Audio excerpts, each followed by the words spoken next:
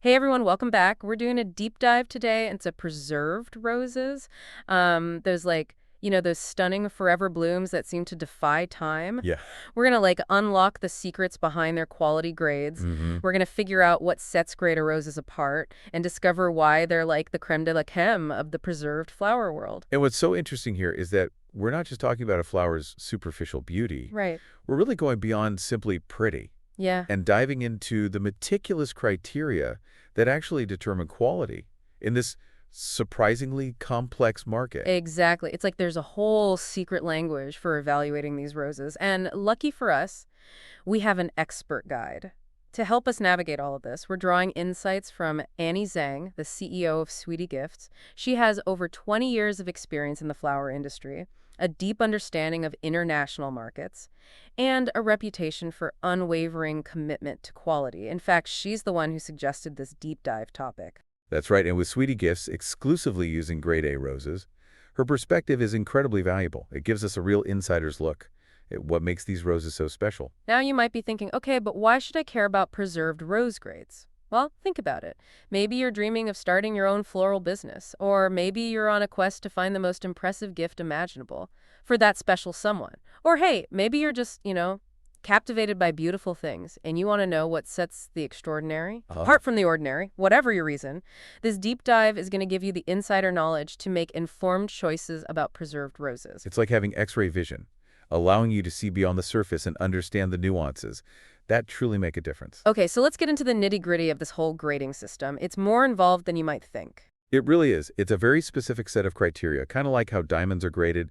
We're talking about the shape and size of the petals, their texture, the consistency of the color, the overall symmetry and size of the rose, and of course, any imperfections or flaws. It's fascinating to me that something as seemingly simple as a rose has such a detailed evaluation process. What are some of the red flags that you'd look for in a lower grade rose? I know our source material mentioned papery petals Yeah, and messy gaps in the center. those are definitely signs to watch out for. Bakery petals indicate that the preservation process might not have been handled correctly, leading to a loss of that soft, almost velvety texture that's characteristic of a high-quality preserved rose. And those messy gaps in the center, those suggest a lack of attention to detail, like a less meticulous approach to arranging the petals. So it's not just about the rose itself, but also the skill and artistry involved in the preservation process. Exactly. Wow. And this concept of structured evaluation isn't unique to flowers.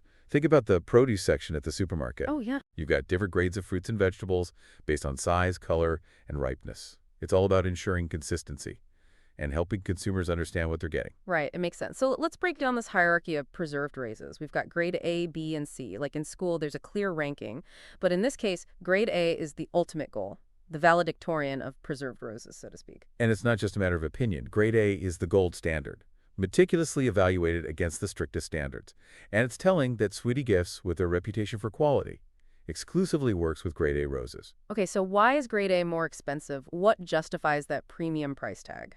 Well, it starts with the initial selection of the roses. Grade A roses are chosen for their absolute flawlessness. They're the superstars, the ones that stand out from the crowd, even before the preservation process begins. And then every step of that preservation process is carefully controlled to maintain that initial perfection. So it's really an investment in both the raw materials and the craftsmanship, isn't it? Absolutely. Think of it this way. Grade A roses are like the finely crafted timepieces of the floral world. There's a level of detail, precision, and artistry that elevates them to a higher echelon. To help our listeners visualize this, imagine a grand ballroom ready for a prestigious event.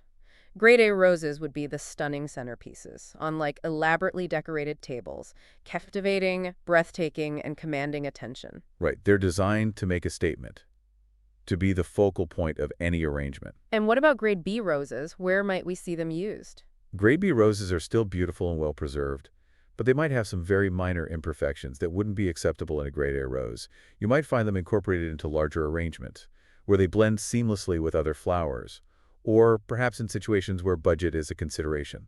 So they're still high quality, but maybe not quite as show-stopping as their grading counterparts. Exactly. Okay. And then you have grade C roses, which are typically used for bulk orders or as fillers in arrangements, where the focus is on quantity rather than individual perfection. Got it. So each grade has its purpose and place within the floral landscape, but today we're really diving deep into the world of grade A roses, those exquisite blooms that embody the pinnacle of preserved flower artistry. And to understand what makes them so special, we need to delve into the specific criteria that sets them apart.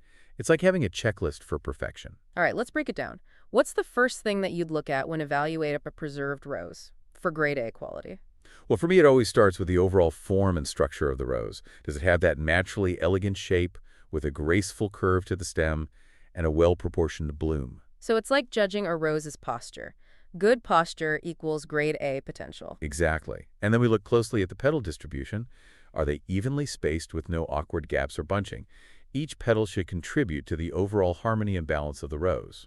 Now I'm picturing those messy gaps you mentioned earlier. Are those like a common flaw, or are there other imperfections that frequently pop up in lower grade roses? Messy gaps are definitely a giveaway, but another common issue is uneven petal edges. Instead of that smooth, consistent outline, you might see petals that are slightly torn, or chipped, or have an irregular shape.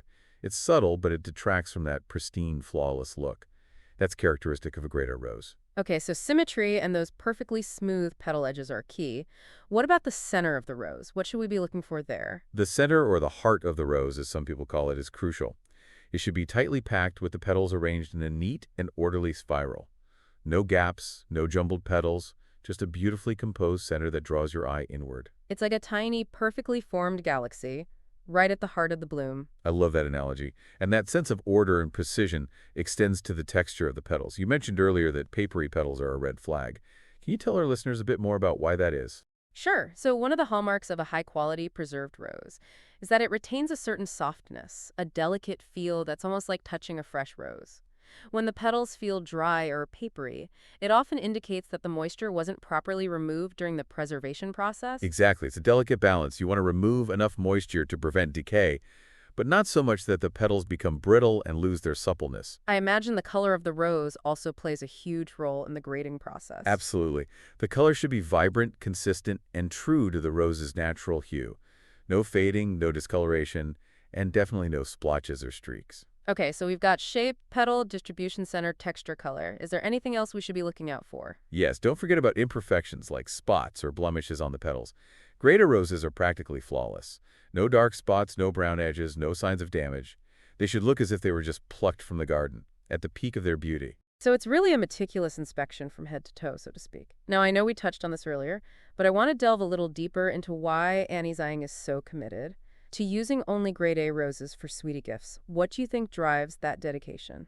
I think it's a combination of her personal values, her deep understanding of the market, and a genuine passion for creating something truly exceptional. Remember, she has over 20 years of experience in this industry. She's seen it all. She's like the ultimate preserved rose connoisseur. Exactly. And I think that level of experience has given her a deep appreciation for the nuances that set grade A roses apart. She understands that these roses aren't just beautiful objects. They're symbols of enduring quality and craftsmanship. It's like she's curating an experience, not just selling a product. That's a great way to put it. And I think that's reflected in everything Sweetie Gifts does, from the meticulous sourcing of their roses to the elegant presentation of their arrangements. They're creating a brand that's synonymous with luxury, sophistication, and a commitment to excellence. Speaking of excellence, I've always been curious about the science behind preserving roses. How do they manage to capture that fleeting beauty and make it last for years? That's where the magic happens. And it's a surprisingly intricate process. Essentially, they use a special solution to replace the rose's natural sap with a non-toxic biodegradable preserving agent. So they're essentially freezing the rose in time, preventing it from wilting or decaying. Precisely. And what's amazing is that the process is so gentle that the rose retains its natural shape, color, and even some of its texture. It's a testament to the ingenuity of the technique. I think a lot of people might assume that preserved roses are just dipped in wax or something like that. That's a common misconception, but it's not how it works at all.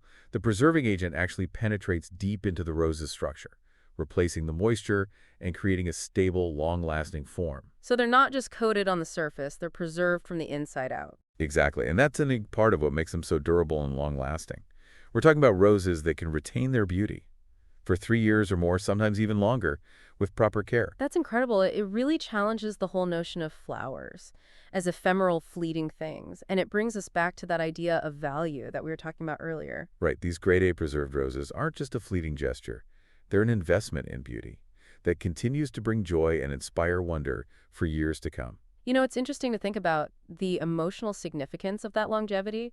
It changes the whole dynamic of giving flowers as a gift. It really does. Instead of a bouquet that fades after a week or two, you have this lasting symbol of affection, a reminder of a special moment that continues to bring joy for years. It's almost like giving the gift of time itself, a way to hold on to a beautiful memory and let it linger. And it's not just about romantic love either. Preserved roses can also be incredibly meaningful gifts for friends, family members, or even colleagues. That's a great point. I've given preserved roses as housewarming gift and thank you gifts, and they always seem to make a big impact. There's something about their permanence that feels really special. I think it also taps into our desire to surround ourselves with beauty, to create a sense of sanctuary in our homes and workspaces. And because preserved roses require very little care, they offer a way to bring that touch of nature indoors without the constant upkeep. Right, you don't have to worry about watering them or finding the perfect spot with just the right amount of sunlight. They're like the low maintenance, always stylish houseplant. Exactly. And that brings us to another interesting aspect of preserved roses, their sustainability. Now, I know there's some debate about the environmental impact of any kind of floral industry, but compared to traditional cut flowers that have a very short lifespan and often require extensive transportation, preserved roses offer a more eco-friendly option. That's a perspective I hadn't really considered before. It makes sense, though. If something is going to last for years instead of days, it naturally reduces the need for replacements and all the resources that go into producing and shipping those replacements. Precisely. And I think that's an important factor to consider, especially as more and more people are looking for ways to make sustainable choices in all aspects of their lives. We've covered a lot of ground today, from the intricacies of the grading system to the science behind the preservation process, the emotional significance of these enduring blooms, and even their environmental impact. It's been a fascinating exploration, and I hope our listeners now have a deeper understanding of what sets preserved roses apart and what makes graded roses so exceptional. I know I've learned a ton. I'm feeling much more knowledgeable about the whole world of preserved roses. Before we wrap up, I want to circle back to Annie Zhang's commitment to quality. Throughout this deep dive, I've been struck by how that dedication seems to permeate every aspect of Sweetie Gifts. Yes, and it goes beyond simply using the highest quality roses. It's about the artistry of the arrangements, the care taken in packaging and presentation, and even the customer service experience. They're creating a holistic brand built on excellence. I think that's a powerful message. In a world where we're often bombarded with fleeting trends and disposable products, there's something really refreshing about a company that prioritizes quality and craftsmanship. It speaks to a different set of values, a commitment to creating something that's meant to be cherished and enjoyed for years to come. Absolutely. And that brings us to our final thought for our listeners to ponder. We've talked about how preserved roses can symbolize lasting love, enduring beauty, and even a commitment to sustainability. But what other messages might they convey? If you were to give a preserved rose as a gift, what would you want it to say? What story would you want it to tell? That's a beautiful question. And I think it's one that each person will answer in their own unique way. But at the heart of it, preserved roses represent a connection to something special, something that we want to hold on to and treasure. And in a world that often feels chaotic and fleeting, that's a powerful message indeed.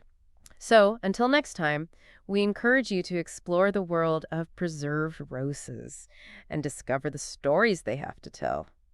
Thanks for joining us on this deep dive.